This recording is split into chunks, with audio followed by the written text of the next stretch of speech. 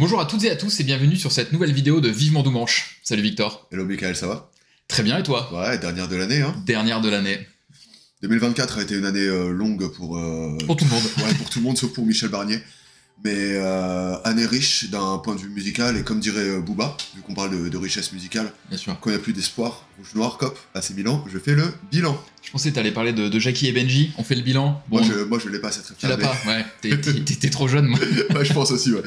Non, bref, en gros, les top pleuvent, c'est l'époque qui veut ça. On a décidé de mettre le nôtre également. Exactement. Considérant qu'on n'a pas du tout les mêmes goûts musicaux, on s'est dit qu'on allait faire une espèce de bingo de Noël. On va prendre 11 catégories. Sur chaque catégorie, on va développer sur les sorties qui nous ont marquées et qui correspondent un peu aux catégories qu'on a choisies collégialement. Exactement. Alors, petit trigger warning, évidemment, on n'a pas vocation à l'exhaustivité. On va pas vous donner à chaque fois un top 10 ou un top 15 des albums qui nous ont marqués par catégorie, parce que ça prendrait un temps fou. À chaque fois, voilà, on a sélectionné un et on va vous donner quelques petits noms en espérant que soit ça confirme des choses que vous aimez, soit idéalement qu'on vous fasse découvrir des albums, ou en tout cas apprécier certains albums. On n'a pas non plus classé les albums en fonction des catégories, c'est vraiment des pistes de réflexion. Michael a souligné le fait que ce ne sera pas exhaustif. S'il y a des choses que vous voulez partager, des trucs qu'on aurait oubliés, qu'on n'a pas écoutés, c'est forcément possible. La section commentaires. Mettez-les dans les commentaires, on sera ravis de faire des découvertes. Les autres seront sans doute ravis d'en faire également, donc n'hésitez pas.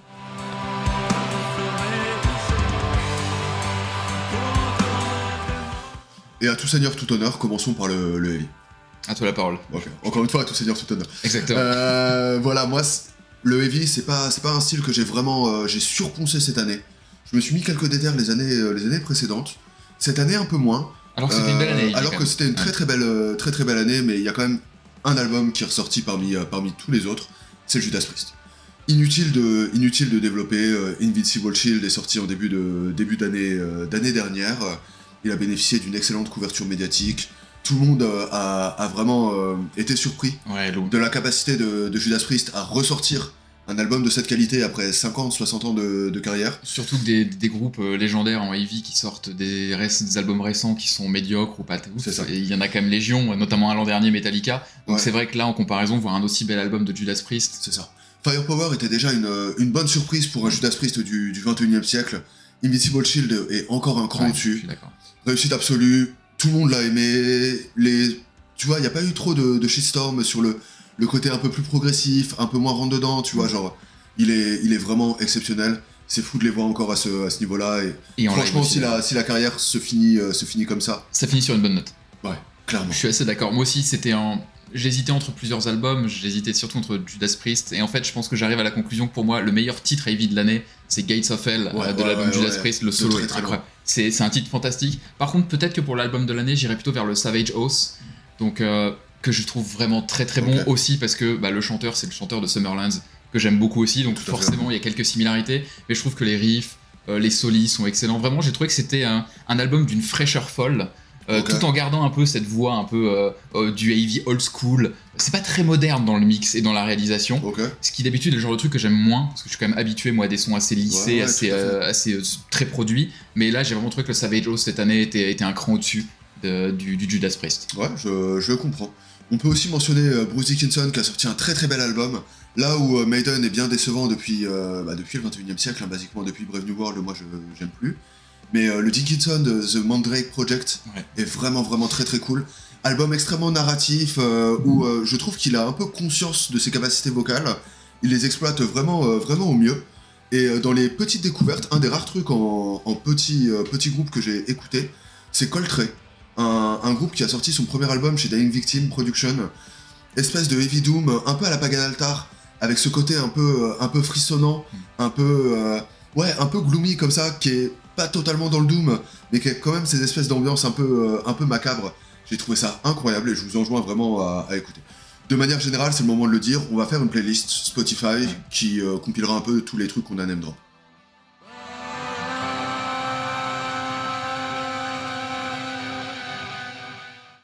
On passe sur le Doom désormais. Ouais, là on va sur ton terrain. Oui. Ouais, mais vas-y, à tout seigneur, tout honneur, vas-y. Et je vais le trigger dès le premier parce que moi mon album préféré en Doom cette année, alors j'en écoute assez peu, soyons honnêtes, mais c'est le Crypt Sermon. Ouais. Donc The Stygian Rose.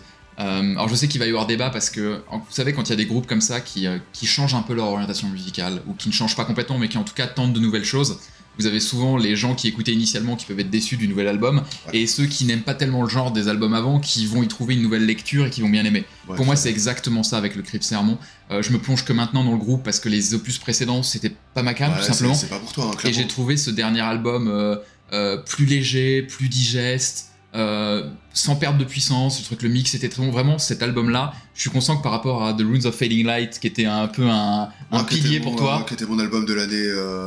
2019, non sortie, ouais, quelque chose comme ça. Ouais, je crois que c'est 2019. En tout cas, moi, c'est mon album préféré de l'année en Doom, que j'ai trouvé vraiment excellent, mais aussi parce qu'il lorgne un peu vers le heavy et vers des tonalités musicales qui me parlent plus. T'as une power ballade que je trouve insupportable, t'as un côté un peu hard rock qui bouge les genoux, qui moi me saoule.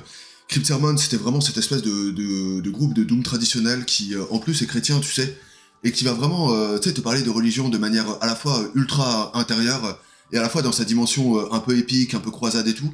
Ils avaient vraiment cette espèce de mix parfait entre, tu vois, cette souffrance intérieure et cette dimension... Ils la perdent dans cet album. Exactement. Complètement. Ils tentent des trucs, moi je trouve que ce qu'ils tentent, ça marche pas, et pour moi, il fait plutôt partie de mes déceptions, même si il est pas exempt de bons moments.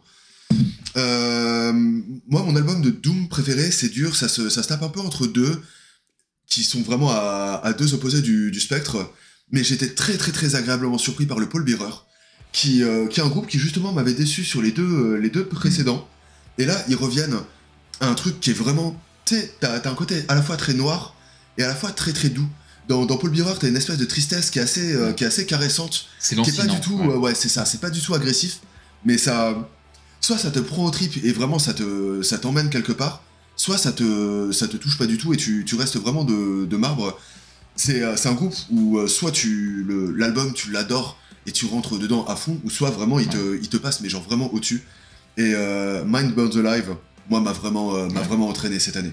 Et c'est d'autant plus plaisant que ça fait vraiment 2 albums où j'étais en mode ok c'est fini Paul Bearer, le prime Paul Bearer et derrière eux, et un peu comme le Judas Priest, ils sont revenus à un niveau auquel je les attendais pas. Et l'autre, beaucoup plus constant, Bone Gripper. Sauf que Bone Gripper, même quand c'est moins bon, ça reste bien. Mais le dernier, putain, qu'est-ce qu'il est fort. Après, la recette, c'est toujours la même. Hein. C'est des titres de 20 minutes, l'album doit faire 1h20. Je crois que j'avais calculé, genre, la première note, elle arrive au bout de 2 minutes. Ils mettent 3 minutes à en jouer une deuxième, ce genre de choses. Il y a ce côté, genre, doom instrumental, hyper long, hyper heavy, qui force un peu ce côté genre on est lent, on est gras, on est puissant, mais ils ont vraiment réussi à enrichir leurs propos avec des petites incursions vers le post-metal qui rendent le truc un peu plus aéré, un peu plus dynamique. Moi c'est quelque chose qui m'a énormément touché et c'est un album que j'ai chéri vraiment au cours de l'année. Et Victor qui arrive à dire le mot Bone Gripper et aéré dans la même phrase. Ouais, après voilà, il y a quand même un plafond de verre au niveau de l'aération, hein. C'est pas Air Paris le bordel, laissez-le tranquille. Mais voilà, il y a eu un peu des petites tentatives de se renouveler, tout en gardant un peu la recette initiale qui moi m'a vraiment touché.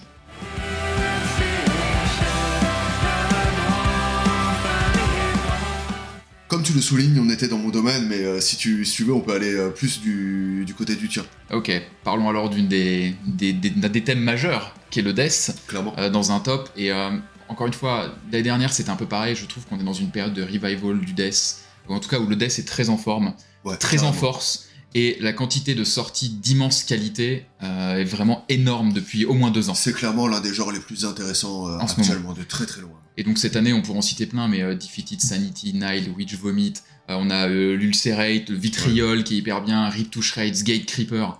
On pourrait continuer encore longtemps. Clairement. Donc ça a été très très très dur d'en choisir un. Mais moi, celui que je vais retenir, c'est l'album Sanchi de Rip to Shreds. Okay. On est vraiment sur un mélange de death, brutal death, parfois un peu grind dans l'approche. Okay. Moi, je l'ai pas écouté, hein, donc je te laisse. Tu verras, je le trouve vraiment exceptionnel. Je trouve que, surtout, il m'a emmené dans des terrains où je suis pas habitué.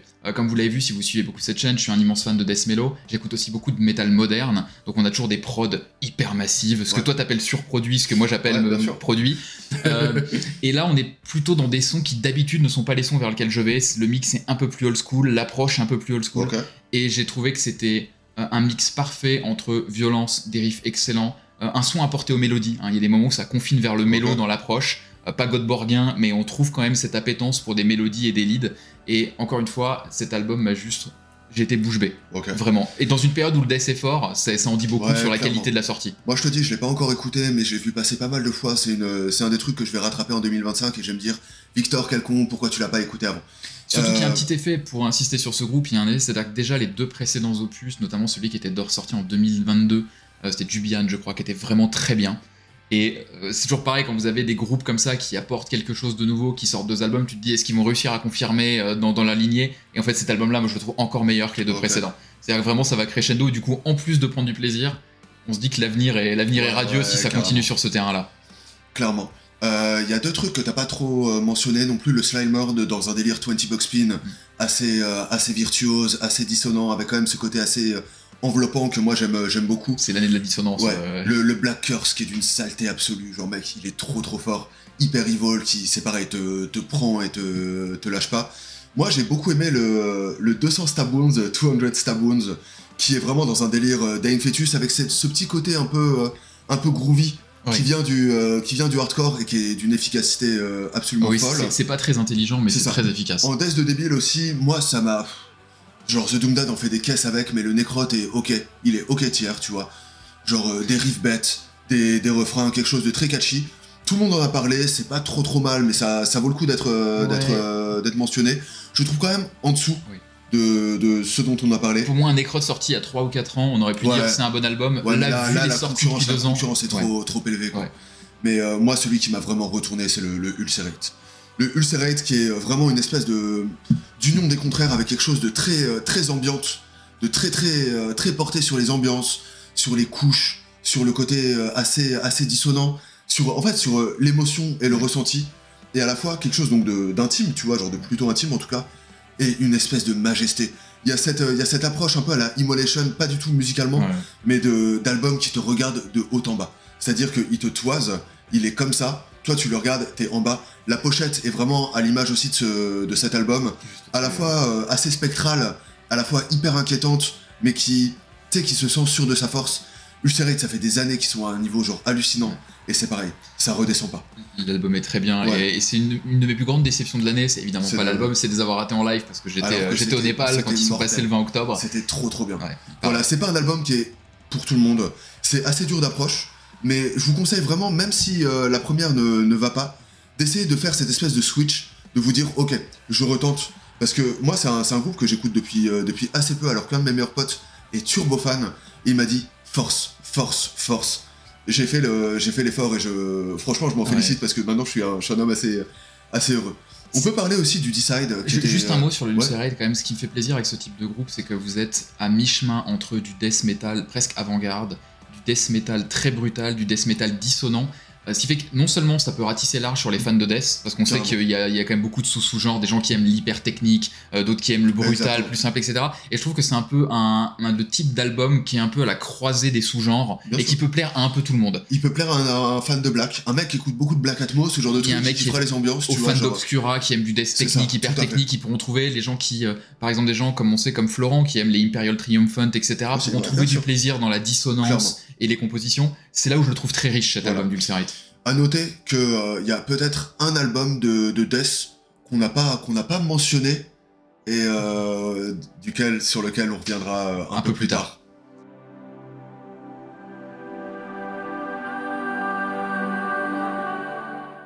Après le death, quoi de plus logique que de passer au black?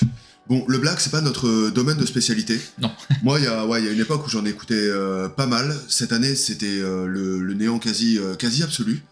Cependant, on peut voir qu'il y a pas mal de bonnes productions qui sont sorties. Il me semble que les fans du genre disent que c'est une année qui est quand même plutôt riche, mais on va aller assez vite parce que, encore une fois, il n'y a pas eu une concurrence énorme dans nos écoutes. On vous invite d'ailleurs à aller lire la série noire, qui est notre rubrique trimestrielle des sorties de black metal sur notre site Horns Up, et là vous aurez certainement de quoi piocher. Clairement.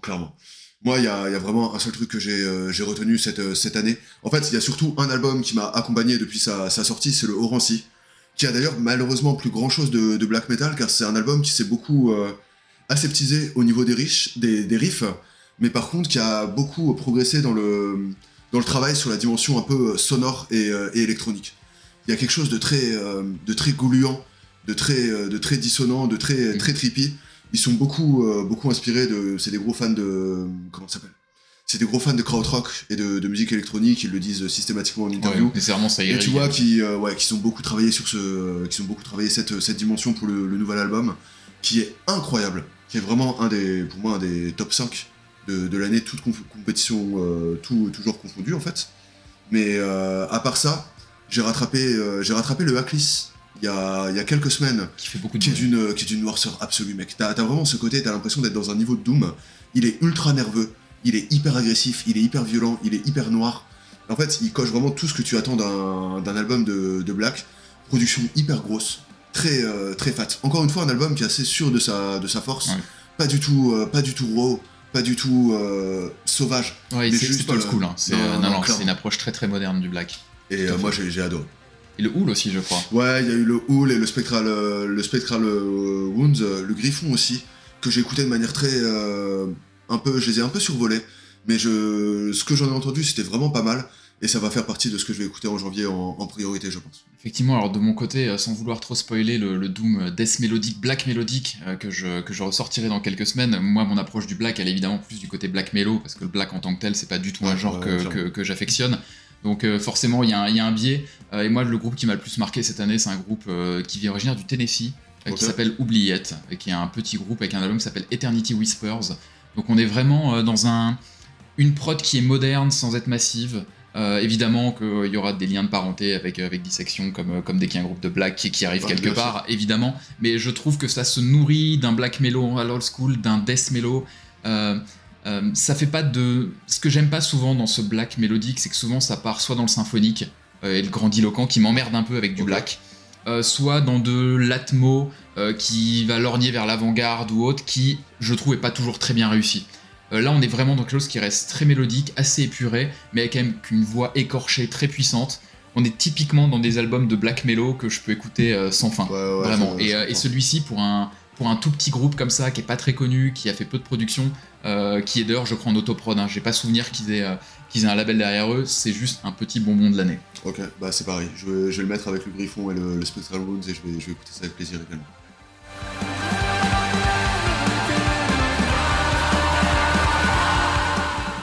Là c'est le moment où on vous a mis une douille, parce que... non c'est vrai en plus, mais en fait... Faut que Michael parle de metalcore ou de deathcore, sinon il va être chiant. Exactement. Gros validiste de merde là. Sauf que moi j'ai absolument rien à dire, donc on a fait une catégorie un peu fourre-tout qu'on va appeler métal moderne. Faudra pas nous emmerder. Non, alors que on verra, ça recouvre un peu tout. C'est clair. Non, il y avait beaucoup d'albums qui cette année méritaient, mais on n'est quand même pas dans une des années les plus riches, je trouve, en deathcore, etc. Il y avait quand même des bonnes sorties, mais... Si tu le dis, je te regarde. Je regarde pour avoir la validation. Mais j'aurais pas de validation. Non, pour moi, il y a un album qui est très étrange d'ailleurs, parce que quand il est sorti, je l'ai écouté plusieurs fois. J'ai dit, mais franchement, pas ouf. Et puis finalement, plus je l'écoute, plus il rentre, plus je l'adore. Et au final, j'arrive à la fin de l'année en me disant, il est dans mon top album, c'est obligatoire. C'est l'album de Fit for an Autopsy qui s'appelle The Nothing That Is. Donc Fit for an Autopsy, clairement, il y a toute la première période de tous leurs premiers albums qui m'intéressent pas du tout. J'ai toujours trouvé ça générique as fuck. Ça fait partie de ces groupes de deathcore qui m'intéressaient pas des masses. Et depuis leur nouveau chanteur, donc Joe Badolato, ça doit faire 3 albums maintenant, si je dis pas de bêtises, peu importe. Je trouve que là, ça a pris une dimension autre. C'est-à-dire qu'on est vraiment sur un deathcore qui est... J'allais dire qu'il est intelligent, c'est fou à dire ça, mais qui va Encore une fois, il y a un plafond de verre, je sais plus. Ouais, on est d'accord, mais qui va pas dans un deathcore bête avec juste des breakdowns à la con pour être cool sur scène, d'autres qui va pas trop vers le, on va dire, l'hyper démonstratif des Lorna Shore et compagnie. On est vraiment entre les deux sur un truc qui reste sur les rails de ce qui se fait habituellement, mais je trouve avec une intensité, des messages, une tension dans les chansons qui est vraiment belle. Et t'as des titres comme Red Horizon, auxquels je pense au Hostage dans l'album. Plus je les écoute, plus je les trouve incroyables. Et c'est juste, il met du temps. Ouais, bien sûr. Ça met du temps, c'est un album qui met plus de temps à digérer. Pour du deathcore, c'est bizarre, parce que généralement, si t'écoutes une fois, tu sais si c'est bien ou pas. Non, je trouve justement que c'est sa richesse, c'est d'avoir un peu un deuxième élan. Je crois que je lui donnerais même pas le temps d'une écoute, donc ton gros heure, tu vas le garder pour toi, mon vieux. J'en ai rien à foutre. Vas-y, petite mention du Linkin Park aussi, qui est assez inégal. Le metal moderne, donc il y a eu pas mal de déceptions. Le Linkin Park, moi, c'est pas un groupe avec lequel j'ai grandi. Mais j'ai quand même écouté par curiosité, il m'a pas fait grand chose. Après, le BMTH est horrible. Le BMTH est alors que j'en attendais vraiment beaucoup. Il y a 2 titres potables et le reste est catastrophique. Et le Linkin Park, c'est un peu pareil. Alors après, c'est toujours pareil. Moi, le Linkin Park, j'ai arrêté d'écouter à Meteora. Ouais, je comprends. Donc en fait, The Emptiness Machine est cool. Je l'ai pas apprécié. Donc du coup, nécessairement, toute cette partie-là où on retrouve un peu un medley de ces influences-là, ça me parle pas du tout de ce nouvel album. C'est pas par souci de contradiction de dire c'est populaire, donc j'aime pas. C'est juste voilà, c'est pas ma cam. Non mais je comprends. Moi, dans les trucs un peu modernes, il y a quand même 3 trucs que je retiens. Le premier, c'est Poppy, qu'on retrouve donc espèce de chanteuse métal qui fait un truc très genre juste. En fait, c'est le bon album de BMTH. Cette approche très pop du métal, science du tube, ligne vocale hyper bien placée, très mielleuse, un peu mièvre comme ça, qui m'a bien emporté. Le Not Lose, qui est sans doute l'album le plus iconique dans toute cette scène, qui les a permis de péter des plafonds et de devenir vraiment littéralement un groupe de stade en fait. Not Lose, je pense que ça va être des têtes d'affiche de Hellfest dans 2-3 ans, au moins Main Stage 2, tu vois. Genre largement. Album que je trouve en dessous de l'EP, qui est ma production préférée de Not Lose, mais difficile de dire que c'est mauvais. Il reste à un niveau assez stratosphérique, avec leur espèce de formule ultra agressive, prod rentre dedans, tout très in your face. J'ai également beaucoup aimé l'EP de Candy, qui est dans cette espèce d'hardcore un peu moderne, un peu industriel, très, je sais pas, genre ambiance assez sale aussi, qui m'a beaucoup plu. Mais l'album de metal moderne, si on peut appeler ça comme ça, qui m'a le plus touché, c'est le Frail Body. Frail Body, c'est sorti chez Deathwish. C'est l'espèce de screamo / post-hardcore hyper urgent, avec ce côté très décousu, très à fleur de peau, qui moi me retourne. Te parle beaucoup. Ouais, voilà, c'est ça. Pour les fans de Converge, plus, j'allais dire de toucher amoré, mais c'est quand même un poil plus agressif, du Early Birds in Row. C'est directement pour vous. Il y a un tout petit côté métal extrême aussi qui rend le truc un peu agressif et qui peut peut-être plaire à un public plus traditionnel, qui vient du black ou ce genre de choses. Ouais. Black un peu ouvert, quoi. Mais moi, c'est un album qui m'a énormément touché cette année et que je conseille à chacun d'entre vous. Autre album dont on peut parler dans la mouvance métal moderne, il y a le Contention, dont on a parlé d'ailleurs dans l'émission Arms Up, que vous pouvez retrouver de bilan. Le Speed. Contention est vraiment très très bon. Ça fait partie de ce. Alors, techniquement, c'est du metalcore, mais c'est un peu du metallic hardcore plus que le metalcore à la Of Mice and Men que vous connaissez tous et qui est assez décrié.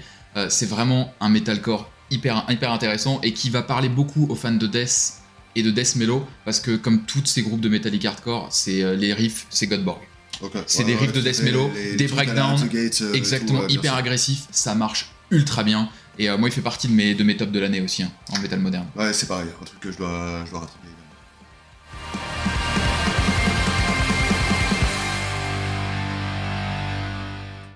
Petit point patriotique, genre, c'est ma France, c'est mon Benighted, c'est mes crèches, n'y touche pas. Non, non, ouais, on n'écoute pas masse de métal français. Mais on va peut-être vous faire un petit top sur ce qu'on a vu. Surtout que c'était quand même une belle année pour le métal français. Ouais, au-delà de la cérémonie d'ouverture, où je sais pas si vous êtes au courant, mais il y a Gojira qui a participé. Gojira, groupe de death metal originaire des Landes, qui rencontre un certain succès. Succès d'estime. Succès d'estime dans des milieux initiés, ouais. Mais non, on n'est pas les plus gros spécialistes en métal français. Il y a des gens qui font ça beaucoup mieux que nous, qui passent leur temps dans des MJC, mais on va quand même vous faire un petit état des lieux de ce qui nous a plu, parce que ça fait quand même quelques années que le métal français, genre, qu'il y a des groupes qui sortent des trucs genre ultra quali, en dehors des gros, du Rooster Rage Tour, des trucs qui sont un peu tout le temps systématiquement mis en avant. Et qui nous intéressent pas du tout, et d'ailleurs ça rejoint la remarque qu'on a faite dans notre vidéo d'analyse de l'affiche du Hellfest. On était content que le Hellfest cette année mette en avant des groupes français de qualité. Ouais, des jeunes groupes, en tout cas, des trucs qui sont on trouve un peu quali. Ouais. On va peut-être commencer par les copains de Grave Cult qui font de l'espèce de black and roll. Ils ont sorti leur deuxième album, Full Moon Fever, que je trouve un peu en deçà du premier. En fait, j'aime surtout pas du tout la prod des guitares, mais les compos semblent vraiment cool, un peu plus dansantes. Il y a des petits trucs qui ont été tentés et je pense que ça va être mortel en live. Je vous enjoins à découvrir si c'est pas encore le cas. J'ai beaucoup aimé aussi le dernier Warm Sound, qui est un groupe de Stoner Doom de Nice. Approche du sud-est, approche un peu à la Monolord, sont très faisés, très in your face, un peu de groove, mais vraiment cette volonté de te mettre un peu un parpaing en pleine face. Ils réussissent ça assez bien. Le nouvel album est cool, je vous enjoins à le checker. on peut quand même parler de l'Alceste, des Chants de l'Aurore. Pour moi, il est vraiment en deçà de Spiritual Instinct, qui est mon Alceste préféré, toute époque confondue. Ça reste une synthèse absolument magnifique de ce qu'il fait. Il a son univers à lui. Il est passionnant, il est d'une gentillesse incroyable. On vous invite d'ailleurs à aller voir l'émission Bilan, l'émission Hands Up de Bilan qui est sortie la semaine dernière, pour un peu en savoir plus sur cet album et sur la tournée, parce que je crois aussi que ce qui a transformé l'essai de cet album, c'est aussi la Prestal Olympia et une tournée qui manifestement était belle. Ils sont devenus ultra forts en live. Déjà qu'ils étaient vraiment à un niveau assez haut, maintenant actuellement c'est stratosphérique. Et même s'il n'est pas au niveau de Spiritual Instinct, pour moi il a vraiment des bons moments. Améthyste, c'est mortel, Flamme jumelle, c'est trop cool, L'Adieu, c'est vraiment un pur titre aussi. Bref, il fait partie du haut du panier, mais pour moi il y a vraiment le Slift qui a vraiment mis tout le monde d'accord. Il est sorti en début d'année, donc tu sais, tout le monde l'a un peu oublié parce que ça fait 11 mois qu'il est sorti. Mais Slift, voilà, avait vraiment littéralement soufflé le monde entier en plus. Vraiment, c'est pas qu'en France. Avec Human, c'est-à-dire que tout le monde était en mode mais putain, ça sort d'où ce truc? C'est quoi ce groupe? Exactement, ouais.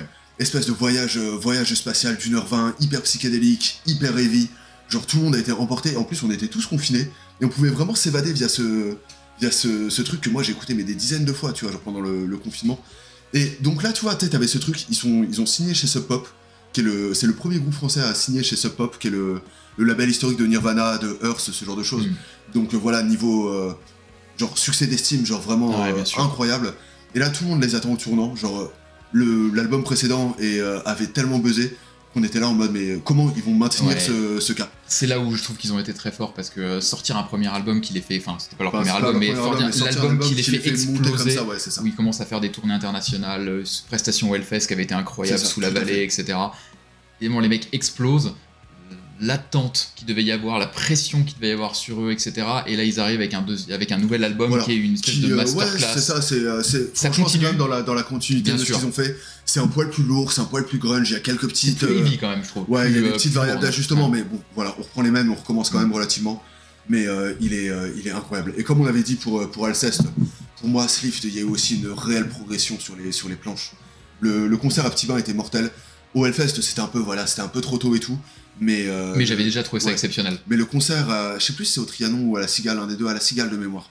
Le concert à la Cigale où vraiment tout le monde sautait d'unisson, ça chantait les riffs, ça chantait les espèces d'incantations et tout. C'était trop cool. Vraiment pure ambiance. Public hyper hétéroclite en fait. Genre Slift, c'est pas ça que... touche un peu tout le monde, hein, comme ouais, clairement, c'est pas du tout un truc de métalleux.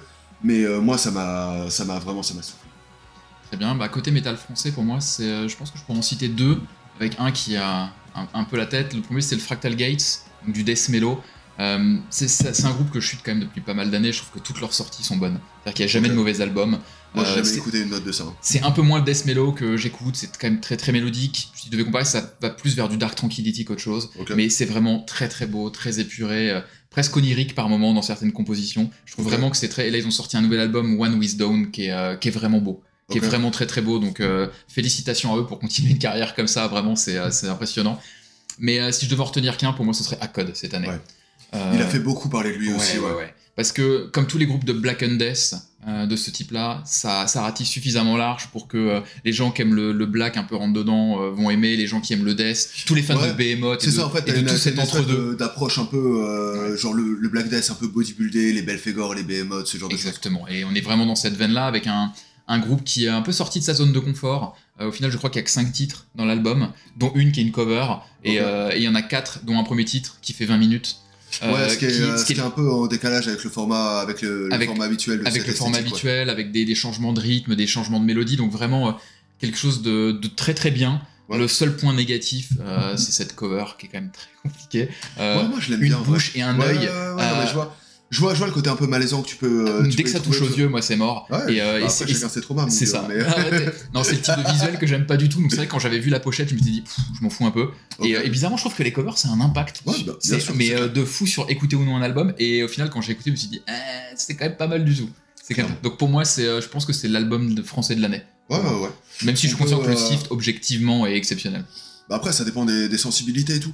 On peut remettre une petite couche sur Hool aussi. Qui moi je les ai vus avec The Great Old One sur Ciné Concert. Ah oui, première partie, ouais. espèce de black mélodique, un peu maritime, surtout ouais, sur des thèmes qui sont pas tellement, pas souvent exploités par le black. Pas tellement les pirates, mais plus les légendes des mers, les trucs, les fonds marins, ce genre de trucs. Magnifique. Genre vraiment, album ultra cool. Ça m'a soufflé en live alors que basiquement, je m'en fous un peu, tu vois, c'est pas trop mon truc. Mais ça fait plaisir de voir aussi que Ladlo ressort des groupes qui sont capables d'aller chercher un public qui est un peu au-delà de leur... au-delà du public de leur fidèle, ouais, tout à fait. Mais voilà, ascension assez verticale et que je trouve hyper méritée. Pour des gens pas très spécialisés en métal français, on a quand même pas mal de rêves cette année au final. Hein. Ouais, non, ça va. Il y a quand même quelques belles sorties. On se débrouille bien.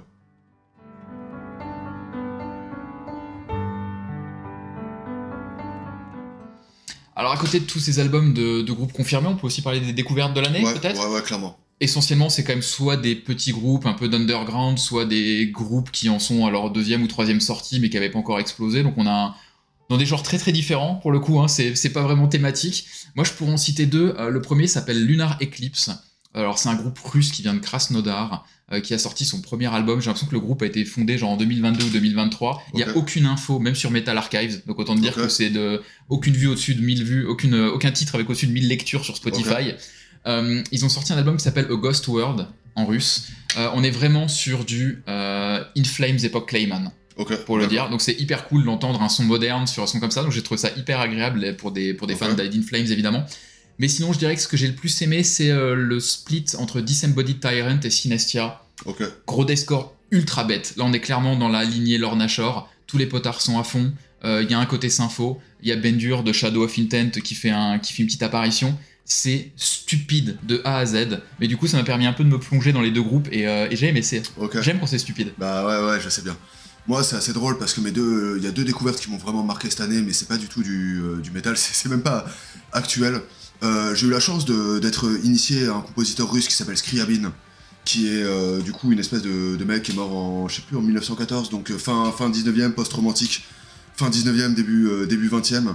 Et il a une façon de... En fait, ses compositions peuvent, je pense, plaire à pas mal de fans de métal, parce que déjà, dans son approche musicale, il y avait quelque chose d'extrêmement exalté. C'est une espèce de synesthète qui voulait faire correspondre des couleurs à des accords, ce genre de choses. Il y a quelque chose de très nerveux, t'as des grosses basses de piano qui rendent le truc assez... Il y a une flamme en fait. Ouais, t'es plus intelligent que moi dans tes découvertes. Excuse-moi mon vieux. Wow. Excuse-moi, mais il y a vraiment quelque chose qui, je pense, peut plaire aux fans de black metal moyen. Un côté aussi un peu dissonant, t'as une sonate qui s'appelle White Mass, une autre qui s'appelle Black Mass. T'as aussi tout un truc un peu ésotérique qui vient aussi forcément des romantiques qu'il a développé. Et c'est incroyable. Vraiment, prenez un album, écoutez le poème de l'extase ou Vers la flamme. Moi, c'est des pièces qui m'ont énormément marqué cette année. Et l'autre truc qui a absolument rien à voir, c'est une chanteuse arabe qui s'appelle Asmahan, qui est une meuf qui est morte en fait à 31 ans, qui est une syrienne, une espèce de diva arabe, mec, qui pleure. Mais c'est trop drôle. Tu me connais, je suis un peu une drama queen. Donc t'as ces espèces d'enregistrements genre ultra désuets, genre mal enregistrés avec un grain. Et t'as cette meuf qui raconte ses chagrins d'amour, et tu vois, genre en arabe forcément, et qui est en train de pleurer.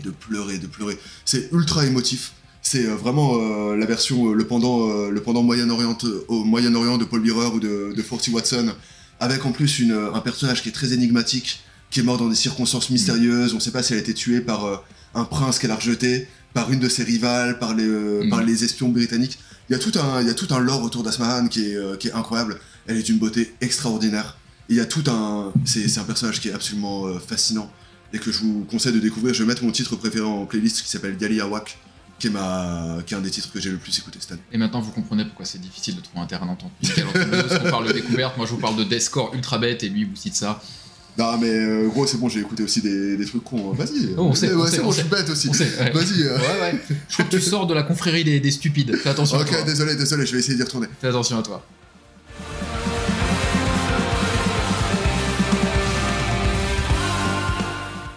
Maintenant qu'on a dit tout ça, Victor, est-ce que ce serait pas le moment d'arriver à la catégorie reine de l'album of the year? Tout à fait. AOT pour les intimes. Ouais, pour les mecs qui passent trop de temps sur internet, douchez-vous. Genre, mettez la vidéo en pause, allez vous laver les cheveux. Tous les gens qui traînent trop sur Rate Your Music et comme ça, on vous voit. Clairement. Alors, j'ai vraiment hésité entre plusieurs albums cette année, notamment 3, mais parmi ceux-là, il y avait le premier, c'était Zai Catafalque, Encore une sortie magistrale, il s'arrête pas. J'ai jamais écouté une note de ce projet-là. En fait, pour moi, c'est du post-black pour personne qui aime pas Def Heaven, et Dieu sait que j'aime bien Def Heaven. Mais je te jure, faut le dire, faut tout le monde se met des face en janvier, je referai et je viendrai te voir comme une chienne et je serai en mode Michael, je suis désolé. Fais qu'était mes œufs, que c'est le meilleur titre que j'ai entendu de ma vie. Ouais, non, exactement. J'aurais trop de fierté pour le faire, mais je vais écouter. C'est ultra bien et le dernier album est encore vraiment exceptionnel. Mais peut-être que celui que en l'état, je désignerai AOT, même si ça change un peu toutes les semaines. Et là, attention, parce que Victor va pas être d'accord du tout, c'est le Chapel of Disease, donc l'album Echoes of Light. Je l'ai détesté, je le déteste. C'est le seul album qui m'a foutu la haine cette année. Tu vois, le Crypt Sermon, j'ai été déçu. Le Dua Lipa, j'ai été déçu. Le BMTH, j'ai été déçu. Le Chapel of Disease, il m'a foutu la haine. Alors pourquoi il a la haine? Expliquons. Pour moi, cet album, c'est exactement le même délire que ce qu'on voit dans Kémis, par exemple. C'est-à-dire qu'on a un groupe qui a un style musical, qui a une approche, qui fait évoluer petit à petit sa musique, qui va dans un autre genre, d'autres orientations. Et en fait, toi, tu aimais la première partie, moi j'aime la seconde. Donc on aime tous les deux le groupe, mais pas pour les mêmes raisons et pas pour les mêmes périodes. J'aime pas trop comment tu présentes la chose, parce qu'en fait, je passe pour un mec de droite conservateur, alors que le mec de droite, c'est de nous deux, c'est complètement conservateur, c'est une catastrophe. Eh, ça le fait chaud. Moi je trouve que ce Echoes of Light, il va vraiment dans les styles musicaux que j'aime. C'est beaucoup plus mélo que les précédents. C'est un peu plus éthéré. J'ai trouvé que c'était plus aérien, plus... En fait, je sais pas comment dire, mais j'ai trouvé qu'ils conservaient leur ligne directrice et la dynamique qu'ils avaient, tout en ayant une approche mélodique et une approche plus tournée vers le jeu de guitare et les compositions de guitare. Et j'ai trouvé que moi, c'était exactement ce que j'attendais et ce que j'avais aimé dans le précédent, mais ce qui me manquait comme ingrédient pour que je fasse du précédent album comme le meilleur de moi, je suis vraiment pas du tout d'accord avec toi. Genre, en fait, je vois ce que tu veux dire, mais il a quelque chose de trop abstrait. C'est-à-dire que le précédent, qui a un titre à rallonge que j'ai oublié, pour moi c'est un des plus grands albums de death metal des 10 dernières années, c'est peut-être même mon préféré, tu vois ce que je veux dire. Mais il avait genre ce côté à la fois hyper catchy, très accrocheur, qui allait vite, avec le petit côté Dire Straits qui juste aérait le truc.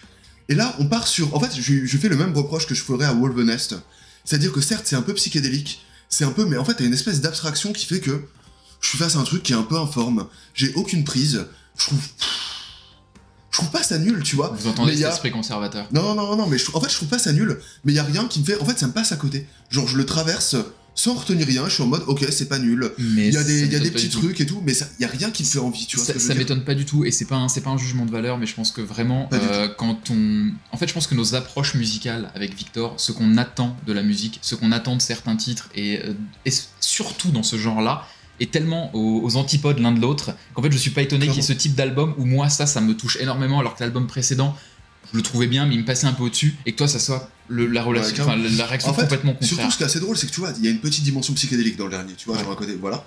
Moi j'écoute beaucoup de musique psychédélique, toi pas du tout. Ça devrait te toucher. Et en fait c'est ça, je comprends pas pourquoi tu rentres dans cette espèce de sale piège, tu vois, alors que vraiment, mais c'est nul à chier. Oh là là, ça suinte la haine, ça suinte la haine. Retenez ce Chapel of Disease est juste absolument merveilleux. C'est un excellent album. Checkez les deux derniers. Moi, je trouve que celui d'avant est bien meilleur. Il y a des gens comme Lorraine qui ont aimé les deux, tu vois. Moi, c'est pas du tout mon cas, et tant mieux si ça t'a plu. Mais effectivement, moi, c'est un album qui m'a beaucoup déçu parce que j'en attendais énormément, et j'ai pas du tout aimé l'approche. Il y avait un troisième album, gros, hein, qui... Il y a un troisième album qui était en débat avec le Zaikata Falk et le Chapel of Disease, et c'est... On a quand même name drop pas mal de trucs. Vous qui avez suivi l'année métal, vous savez qu'il y a eu une espèce d'immense monolithe. Un peu comme dans 2001, l'Odyssée de l'espace, le gros truc en plein milieu du désert. Il est juste là, mesdames et messieurs. Absolute Elsewhere de Blood Incantation. Que dire? Enfin, en fait, que dire qui n'a pas été dit, tu vois, parce que... C'est plutôt ça, ouais. Le problème d'Absolute Elsewhere, c'est que c'est un album duquel il faut s'affranchir des discours, parce qu'il y en a eu trop. C'est-à-dire que quand il est sorti, on a trop parlé dessus. Et moi le premier, tu vois, genre, tu sais, vraiment systématiquement tout le monde. Et en fait, ça a créé, à mon sens en tout cas, des réactions contrastées. C'est-à-dire que t'avais dès que t'as un album qui est extrêmement aimé, tout le monde dit « Ah, c'est la OT », alors qu'il sort 6 mois avant la fin de l'année, t'as des réactions contraires de gens qui vont dire « Oui, c'est surfait, c'est surcoté, c'est surcoté ». En fait, pour moi, il y a eu beaucoup de gens qui étaient dans des fear of missing out, c'est-à-dire « Ok, tout le monde en parle ». Mais genre, mec, il est dans le time. C'est-à-dire qu'il est dans le top du time. C'est absurde à quel point il a dépassé des... Même Philippe Manœuvre en a parlé. Ouais, non mais c'est ça, il s'est retrouvé, mais dans des endroits où tu sais pas, tu vois, genre... Ça se trouve, les JO à Los Angeles, ils vont être... Non, vraiment, exceptionnel album. Et encore une fois, vous avez vu, on a des goûts très différents. Ça fait partie de ces albums qui peuvent mettre un peu tout le monde d'accord. Il y a un aspect extrême, un aspect death. Il y a aussi un aspect qui est beaucoup plus comment dire, atmosphérique Bien presque sûr. dans certaines compositions. En vrai, surtout, ça ratisse large. en fait, surtout Absolute Elsewhere, ce qu'il faut retenir, c'est que Blood Incantation, c'est des passionnés de son, c'est des passionnés de Brian Eno, de synthé analogique, de Tangerine Dream, de krautrock. C'est des gens qui ont une immense culture death metal et qui ont une vraie virtuosité. Je pense qu'on peut vraiment les résumer à ce triangle-là. Et tout ça, ça a été porté, c'était en germe dans les précédents. Absolute Elsewhere, pour moi, c'est vraiment l'aboutissement Oh, c'est la quintessence. de ces trucs-là, Ouais. exactement. C'est-à-dire que les Starspawn, c'était bien. Hidden History of Human Race, c'était cool aussi. Leur truc d'ambiance, ça servait à rien, mais pourquoi pas. Et là, vraiment, ils ont tout pris. Et tels des baristas parfaits, ils ont fait le cocktail, mais absolu. Ça montre encore une fois la force de la scène du Colorado qui vraiment, depuis quelques années, avec les Wayfarers, les Kemis et consorts. Et franchement, bouchez-vous les oreilles avant de l'écouter. C'est-à-dire, en fait, on s'en fout. C'est-à-dire que nous, on soit à genoux devant eux, parce que pour moi, c'est l'album le plus important des années 2020, avec le Dot Style. En tout cas, c'est mon préféré. Je l'ai écouté religieusement et tout. En fait, mettez juste vous dans de bonnes conditions, écoutez les 20 minutes, voyez ce que vous en dites. Moi, je le trouve en fait assez facile d'accès par rapport à Hidden History qui était un peu plus compliqué. Pour un album aussi technique, avec C'est autant de phases, de changements de rythme, etc., il est beaucoup plus audible que ce qu'on peut imaginer. Alors après, écoutez que 20 minutes, je pense que c'est comme un groupe où ça mérite plus, mais je vois ce que tu veux dire. Mais je trouve assez facile d'accès parce que justement, les parties un peu latino te permettent un peu de bien respirer. T'as un gros côté Pink Floyd aussi qui est hyper assumé. Et en même temps, il y a des gens qui le trouvent hyper dense. Franchement, juste kiffez-le, vous voyez. Si c'est pas votre album of the year, parce que c'est pas le truc le plus rejouable non plus, tu vois. T'es plus dans un mood à écouter Slow Mossa, des petits tubes, des petits riffs de guitare. Mais il est incroyable. Vous avez 5 minutes à faire en vélo ou à pied, vous allez clairement pas écouter mettez Blood Incantation. Mettez pas The Tablet partie 3, genre on s'en fout. C'est certain. Mais vraiment, pour moi, j'ai cité 3 albums, ça aurait pu être le Blood Incantation qui est le top, j'ai préféré mettre en avant le Chapel of Disease, juste pour te faire chier aussi. Non, mais naturellement. Mais clairement, le Blood Incantation est exceptionnel. Et pour moi, c'est vraiment un album qui met. Genre, si je devais trouver un numéro 2 qui serait peut-être le Bon Gripper, pour moi, il met vraiment 2 têtes à n'importe quel autre truc. Et il est même, je pense, meilleur que mon album de l'année précédente, qui était le Wayfarer. Et genre, entre American Gothic et Absolute Elsewhere, mec, il y a un monde. Clairement. En tout cas, j'espère que ces petits outis vous ont plu ou vous ont peut-être amené des potes. Et n'hésitez pas à mettre en commentaire quel est votre album de l'année, naturellement. Et il faudrait, dans l'idéal, que ce soit Absolute Elsewhere de Blood Incantation. Oui, juste pour nous valider. On a besoin de validation. On a besoin de validation, mais on a besoin aussi de savoir que vous avez bon goût. Exactement.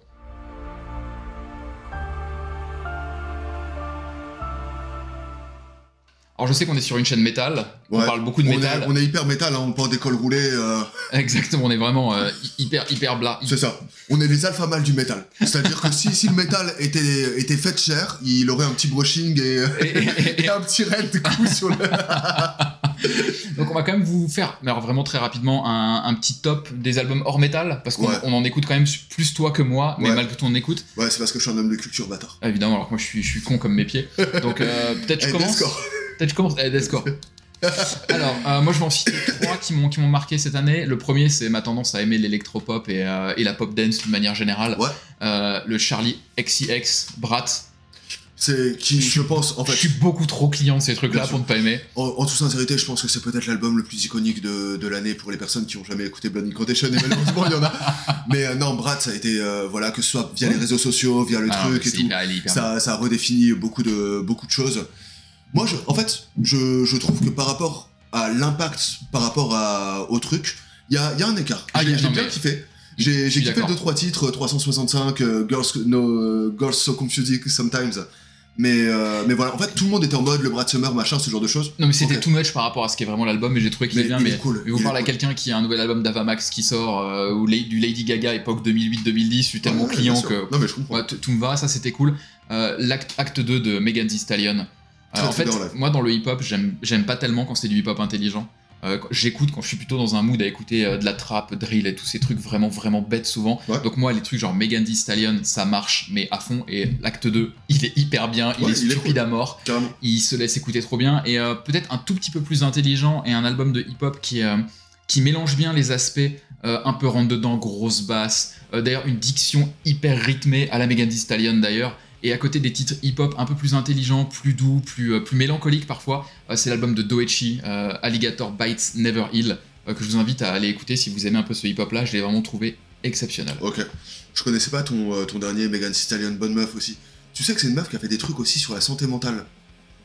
Enfin, c'est assez drôle parce que tu la vois un peu en mode grosse queen, machin, ce genre de choses. Mais elle est très très cool. Très très bien en live en plus. Ouais, je trouvais que c'était une sous Nicki Minaj pendant longtemps. Et plus j'écoute, plus je dis, en fait, je la préfère à Nicki Minaj. Elle est forte, elle est forte. Ouais, Par contre, je préfère Doja Cat, ça titre perso, mais ça, c'est chacun ses. Pas moi. Ouais, je comprends. Moi aussi, donc j'ai écouté pas mal de trucs en hors métal. On va essayer de sortir un peu des clichés. Le The Cure est exceptionnel, tout le monde vous l'a dit, vous le savez. Écoutez The Cure.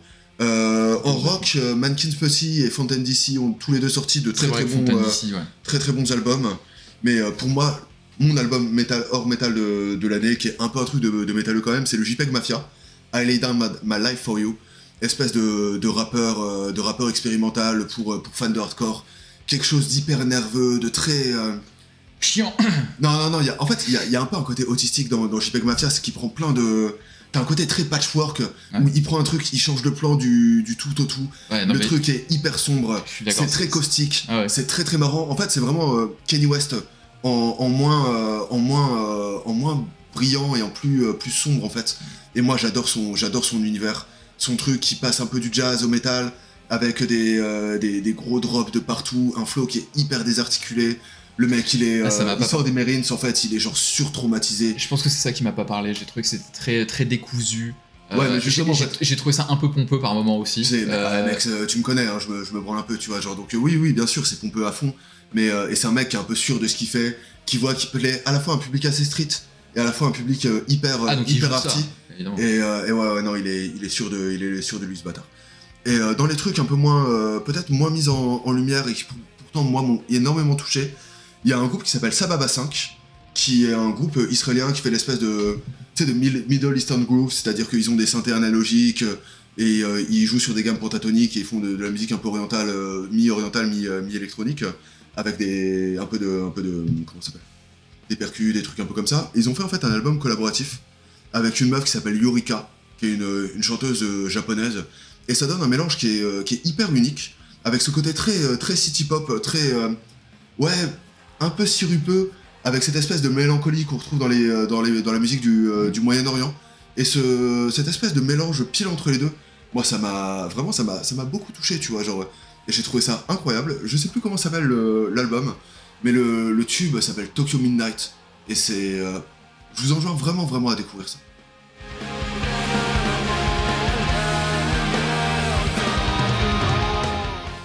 On va évoquer ensemble peut-être nos prestations live qui nous ont le plus marqué cette année, métal hors métal. Hein. Ouais, on en a fait beaucoup. Hein. C'est compliqué de faire le choix quand... Alors moi j'ai fait moins de festivals que l'an dernier, l'année dernière il y avait tellement de festivals qu'on avait fait que c'était compliqué de sélectionner, mais si je devais en mentionner quelques-uns, je dirais en festival, malgré toutes les prestas que j'ai pu voir, j'ai quand même envie de retenir Machine Head, parce que ça faisait longtemps que je les avais pas revus en festival, dans un lieu comme ça, content, sur prod, hyper intéressante, la setlist pas parfaite mais de très bonnes choses. J'étais bête du début à la fin, j'ai vraiment passé un excellent moment, et à un moment faut arrêter de vouloir surintellectualiser tout. Quand tu passes 1h30 ou pendant 1h30 t'es à fond dans le truc et tu vis des émotions fortes, ça sert à rien de vous dire dans un top, alors j'ai préféré ce petit groupe de Valais à 10h30, non, j'ai passé un moment, j'étais un gamin devant Machine Head, respecte la Valais à 10h30 évidemment, mais voilà, j'ai trouvé ça vraiment, j'ai passé un moment XXL au Hellfest, et du coup fallait quand même que je le mentionne. Hors festival c'est plus difficile à dire, j'ai fait beaucoup de concerts. J'ai fait des concerts un peu exotiques, notamment quand je suis allé à Séville, j'ai vu ACDC à l'occasion là-bas, donc tu vois, il y a des choses comme ça. Mais si j'ai vu Kémis aussi pour la première fois en salle, en toute petite salle au Black Lab avant de les voir au Hellfest. Kémis en club, mais on les avait vus l'année dernière ensemble au Damnation. Exactement, Damnation, mais du coup il y a eu plein de petites choses, mais vraiment si je devais retenir un, assez cliché parce que c'est du Melodeth, mais je m'attendais à ce que Dark Tranquillity soit bien, comme à chaque fois que je les vois en concert, je m'attendais pas à ce que ce soit aussi bien. Je m'attendais pas à me prendre une gifle pareille, à me dire putain ça fait 10 fois que je vous vois les mecs, et la 10e fois vous avez encore une énergie communicative qui m'emmène encore super loin, et du coup c'est peut-être pour ça que je le mets aussi en avant, parce que il y a des moments où des groupes, quand tu les as vus trop de fois, t'y vas pour entendre 2-3 trucs dans la setlist, machin, mais tu t'attends pas après c'est un aussi bon moment, et là vraiment une gifle. On en a déjà parlé en plus, mais moi Dark Tranquillity c'est un des rares trucs aussi où je pourrais aller voir un peu comme ça et tout, alors que j'ai jamais écouté une note en studio, mais effectivement ils ont une constance live qui est assez incroyable. Mais est-ce qu'il faut pas dire que le concert de l'année quand même en salle, ce serait pas plutôt Caris qu'on est allé voir ensemble? Caris, genre, ouais, et Kalash et chargé les mecs, c'était incroyable. Non, il y avait un côté genre vraiment démesuré, mais qui a fait ultra plaisir. Effectivement, Bercy, il arrive, il fait tout en noir, pas dans l'ordre, mais la puissance de cet album, dans cette espèce de salle avec un public qui mange dans sa main. Et c'était surtout tous les âges. Vraiment cool. Il y avait évidemment les... Ouais, il y avait des vieux gars de 50 ans qui...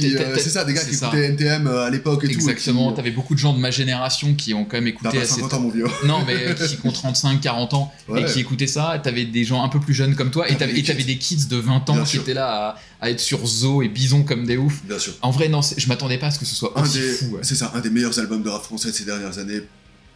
Un des meilleurs albums de rap français hors Booba d'ailleurs, hein, peut-être. Hein. Et pure ambiance. Moi, hors métal, il y a deux concerts qui m'ont foutu hors de moi. Le premier, c'est Slowdive. Mec, c'est d'une pureté, c'est d'une beauté, genre, tu sais, groupe de shoegaze hyper mythique. Les voir au Trianon ou à la Cigale, je sais plus, un des deux encore une fois. Ça m'a... Je confonds toujours les deux, moi. Quoi, ouais, moi toujours les deux. Ça, je les oublie. Tu sais, genre, des fois tu rentres dans l'un, alors que tu voulais aller dans l'autre, tu vois. Mais...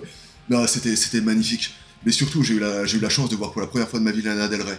Et mec, quelle reine absolue. Elle arrive 45 minutes en retard, elle est en Chanel, elle sourit, mais elle pleure un peu, tu vois, genre, tu sais, 50-50. Ouais, tu sais que ça me trigger très fort, Lana Del Rey, mais oui. Je déteste. Moi, j'étais vraiment comme un fou. En métal, en fait, j'ai vu pas mal de trucs qui sont assez constants en termes de qualité. J'ai pris mon Amenra de l'année, j'ai pris mon Dying Fetus. Voilà, j'ai vu pas mal de groupes que je vois très fréquemment. C'est toujours bien. C'est toujours bien. Anxmancher, mortel aussi, genre pur concert au Trabendo. Mais j'ai été content de voir pour la première fois Slomosa.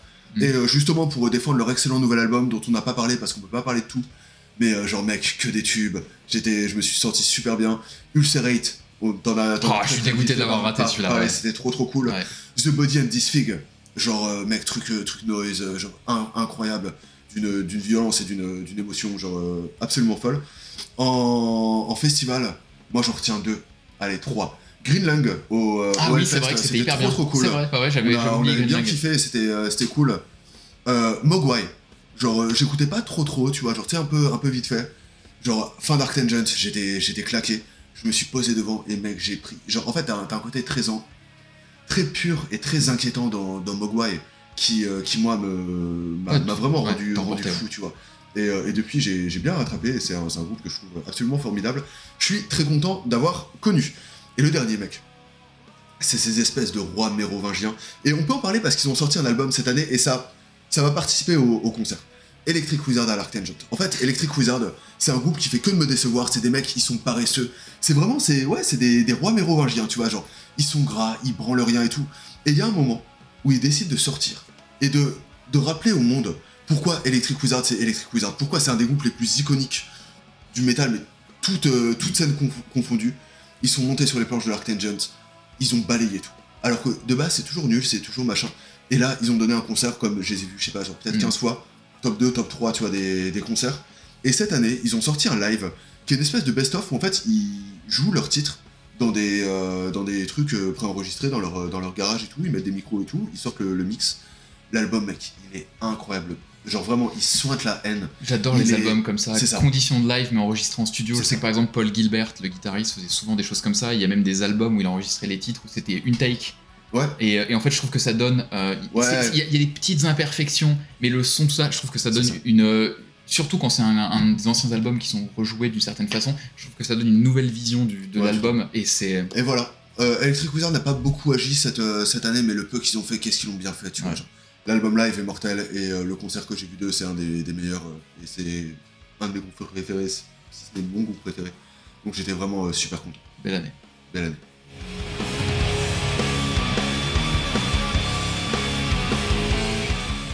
Et pour attaquer cette dernière catégorie, c'est un truc un peu original, on a appelé ça catégorie émotion. Alors c'est pas vraiment émotion, mais c'est on va dire des moments forts de l'année, des choses qui nous ont marqués en fait. Que ce soit des événements ou des albums qui vraiment nous ont émus en tout cas. Et qui sont pas forcément en tant que tels des masterclass ou quoi que ce soit, mais des trucs qui nous ont un peu marqués émotionnellement.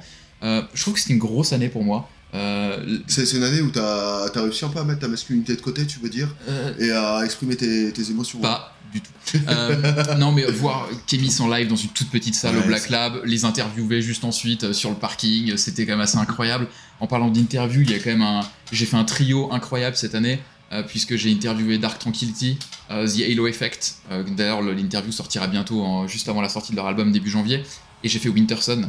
Tu sais à quel point pour moi Winterson, je ne l'ai pas mentionné dans les albums de l'année d'ailleurs, parce que pour les raisons que je mentionne dans la chronique que j'ai faite de l'album, mais voilà, Winterson, c'est mon top 2 ou top 3 groupe dans l'histoire. Pouvoir les interviewer, passer 30 minutes avec Yari Maenpa et tout, c'était quand même un moment assez intense. Ouais, je sais, pour moi, un vrai gamin, hein, vraiment j'étais honteux.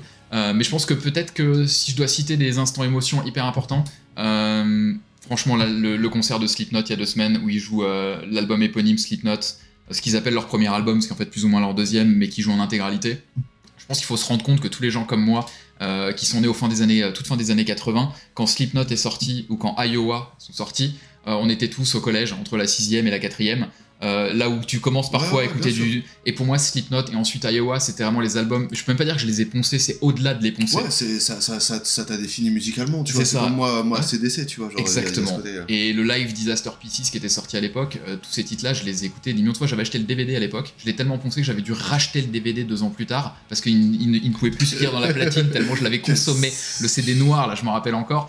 Et du coup, voir sur scène des titres comme Scissors, Purity, même s'ils le jouent des fois, mais des trucs qu'ils avaient jamais joué ou presque, genre Prosthetics et tout, c'est... Ouais. Vraiment, j'avais 13 ans encore, tu vois. Je retournais au collège André Chêne à Fleury-les-Aubrais, pour ceux qui connaissent. Non, c'était incroyable. Donc je pense que niveau émotion, j'étais un peu... C'était Bercy, mais j'étais dans ma bulle. C'était très bizarre comme sensation, c'était la première fois que je le ressentais comme ça. Ouais, donc j'ai un sourire en le disant comme un idiot. Ouais, non mais je sais à quel point donc ça, je sais que c'était important pour moi. Ouais. Ça t'a marqué. Moi, je pense que je vais peut-être prendre le concert de Chelsea Wolfe, qui a eu lieu à l'Élysée-Montmartre. Je sais pas pourquoi spécialement, tu vois, mais bon, déjà, le nouvel album est excellent, mais je sais pas, je suis vraiment rentré dedans avec un mood assez particulier, assez nostalgique comme ça, et j'ai vraiment adoré ce moment. Slowdive, mec, c'est pareil, tu vois, t'as ce côté très cotonneux, encore une fois, t'as l'impression d'être seul dans ce côté un peu dans une salle blindée, c'est assez étrange. Mais moi j'étais vraiment, je pense, ému, mais limite aux larmes, par l'album de Midwife qui s'appelle No Depression in Heaven. Donc Midwife, c'est une femme qui une femme qui fait cette espèce de folk un peu éthéré, genre très avec des couches qui rappellent un peu Badalamenti, ce genre de choses. Et No Depression in Heaven, c'est un album qui a été écrit en tournée et qui a un côté un peu déconnecté. Tu sais, des fois quand tu passes à travers ta journée, tu sais, genre t'es dans le métro, t'es là comme ça et tout, t'as l'impression d'être un peu flottant. Ça, en fait, cet album-là te redonne cette espèce de sensation, tu vois. Et c'est, en fait, il est très pur, très doux. Il y a pas grand-chose, mais chaque truc est parfaitement mis. Ça raconte des choses qui sont très simples. La gentrification, le fait de pas reconnaître un endroit dans lequel t'es passé, un amour unilatéral, genre à quel point le rock a changé ta vie, à quel point tu sais, t'as donné une partie. Toi aussi, t'as eu 14 ans de nouveau. Ouais. C'est pas que j'ai eu 14 ans, c'est qu'en fait, moi, ça m'a touché de voir quelqu'un qui écrit de manière aussi simple, mais aussi belle, tu vois. Et c'est un album qui m'accompagne depuis automne, depuis sa sortie, en fait, et que je mets un peu comme une sorte de plaid, tu vois. Genre, tu sais, quand j'en ai un peu marre de quoi que ce soit, je le mets, je switch. Tu vas l'écouter en rentrant, là, quand on aura marre d'avoir passé 2 heures avec moi. Non, malheureusement, je vois un pote après, mais peut-être quand je rentrerai après, ouais, tout à fait. Mais en tout cas, voilà, je peux que vous enjoindre à le mettre. Si des fois vous avez des périodes dans votre vie où vous n'êtes pas trop sûr de vous, que ce soit de votre relation, de votre avenir professionnel, qu'importe en fait. Juste mettez-vous-le et voyez que vous n'êtes pas seul à errer et que en fait c'est ok. Et sinon, écoutez Limp Bizkit. Ouais. Par contre, ouais, c'est... si vous avez juste envie de rouler vite et de faire des positions sexuelles bizarres, de tout oublier, n'hésitez pas. Allez voir Limp Bizkit l'année prochaine. Je pense que notre moment émotion l'année prochaine, ce sera le 4 avril à Bercy pendant Rollin. Exactement.